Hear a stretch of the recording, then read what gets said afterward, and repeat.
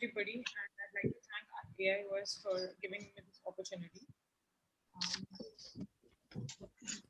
So my topic is Barrett's comparison of Barrett's Universal 2 formula versus Barrett's TK Universal 2 formula for the purpose of IOL power calculation. And so here, basically, the difference between two is the use of total keratometry. So the total keratometry is basically replacing the assumptions with measurements. Instead of presumed total keratometry, we are now proceeded to actually exactly calculating the total keratometry. It's a new measurement which combining telecentric keratometry and swept source OCT technology for assessment of anterior and posterior corneal curvature. Now, the purpose is to replace the standard, aiming to help reduce the outliers and improve the refractive outcomes of IOL calculation. And it is a ULIP compatible, and therefore existing standard formulas can also be applied here.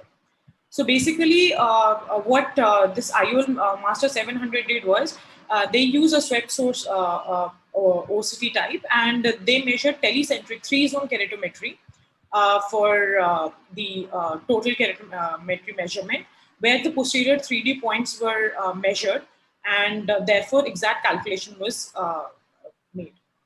So now we'll wonder why the new keratometry.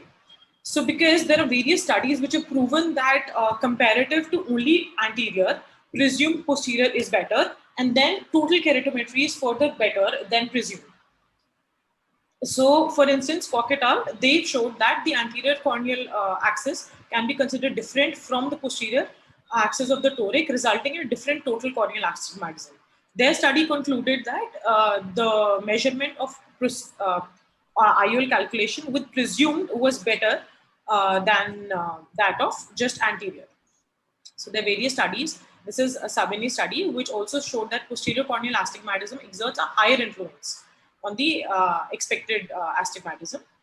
So then this is by Bastian Toll. So they also showed similar results compared to Scheimpflug tomography based on total corneal astigmatism. And this is effect of total corneal astigmatism, power calculation, and alignment of total toric IOL comparison methodologies. This is again a similar study which was done. So this also concluded that corneal front keratometric values for toric calculation may lead to postoperative undercorrection. So again, posterior should be taken into account. So now it is actually very expensive to install the Barrett, the Barrett formula, the TK formulas into the IOL.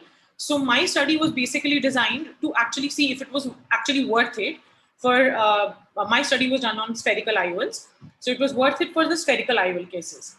So the Barrett Universal 2 and Barrett TK toric formula allows the use of actual posterior corneal surface values for the IOL calculation, and only available if Barrett suite and total keratometry license are both activated. So what we did was, my study was located at ICAR Eye Hospital, Noida. And it was a prospective interventional study where we did phacoemulsification with hydrophobic single-piece IOL, which was in Vista, acrylic monofocal IOLs in the bag implantation. And we did the study from January 2019 to October. And method of measurement was the refractive outcome. So basically, we included all the patients with very low astigmatism, uncomplicated cataract, and who were 18 years above and willing to give consent. Any patients with anterior or posterior pathologies with dense cataract who were not able to fixate were excluded from the study, and also patients with previous refractive surgeries. So we had a total of 306 eyes of 240 patients, and IOL formula was calculated using Barrett Universal 2 for the 150 eyes, and TK was 155 eyes. And so this was the demography of the patient with the average age of 66, the median, and the baseline, the visual acuity was 0.3, and so on. So my results basically showed that comparison of average, when we compare the average values, TK values, both the average TK values, cylindrical values obtained with Barrett's TK was slightly higher than that. But on calculation, it was not significant. Similarly, the correlation between the TK and the total keratometry and the keratometric values, they were basically correlating with each other. So this was both significant. And then what we did was we compared the absolute error. So absolute error was calculated, was higher in Barrett TK compared to K. with a mean difference of 0.11. So this part was statistically significant. Now this was both expected error and the absolute predictive error.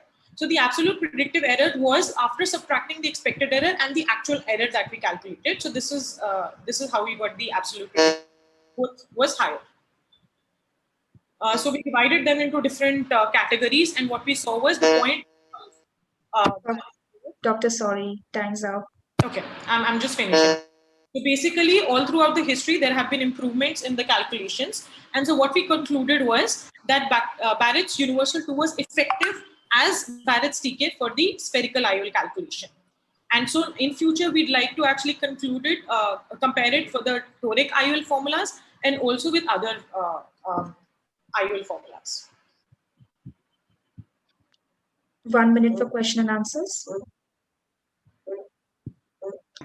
Yeah, it's a little difficult for me to contemplate the novelty in your study, actually, Dr. Pragya, because we know that TK only acts or only is helpful when we are thinking about a toric implant. It does not have much of a significance at all when we are comparing it with the Barrett's Universal 2 when the spherical IOLs are concerned. So, I mean, as expected, the result was probably, right in front of our eyes before you started presenting it.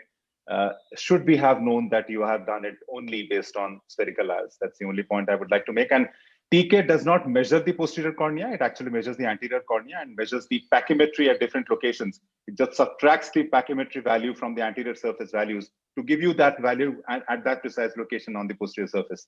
It does not measure it. It's not a tomographer. That's it. But very nicely compiled, though.